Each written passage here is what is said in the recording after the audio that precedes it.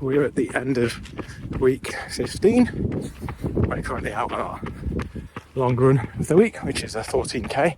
I did one of these pretty rough and ready videos last week, just when I had a bit of a bad week, and it seemed to do quite well. So I thought I'd give a review of how the penultimate week of training has gone.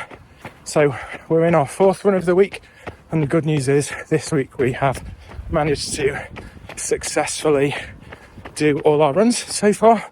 Touch wood, this one also goes okay. We started the week with an easy 10k, which was, I think, the first successful run that we'd done in about a week. So that started with a good feeling, and then we moved on to the interval session of the week. The interval session we did this week was called 500 meter madness, where we had to do 10 rounds of 500 meters, which was split into, I think, a 4-3-2-1 set. So we do 4 at one pace, 3 at a slightly quicker pace, 2 at a slightly quicker pace again, and then a final one at a very quick pace. So the paces on that varied from, I think, 3:55 all the way down to about 3:35, 3:40. So that was a really hard session, one of the hardest of the whole training block that we've done so far. The running track has been closed for some repairs, so we went to Watermead Park to do that.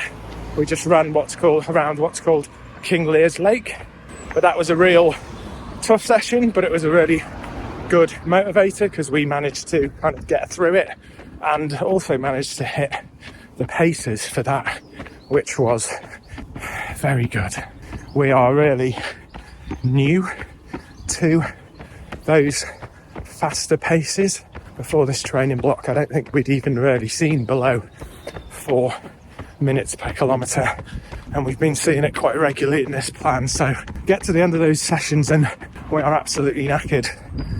Been having slight problems, as you might have heard if you're following my videos, with my right glute, which tends to present itself at the quicker paces, but I think we're managing that.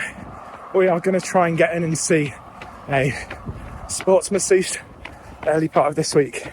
It might be quite challenging given it's kind of bank holidays and things like that, so hopefully we'll get to see someone who can just put us back together a little bit in the run up to Paris.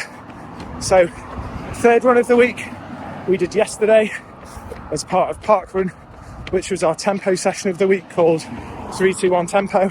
In that session we did 3k at, I think, 4:20, then we had a 3-minute rest, then we did 2k at 4 minutes 10 and had a 2-minute rest, and then we did the final k at about 4 minutes 5 per kilometre.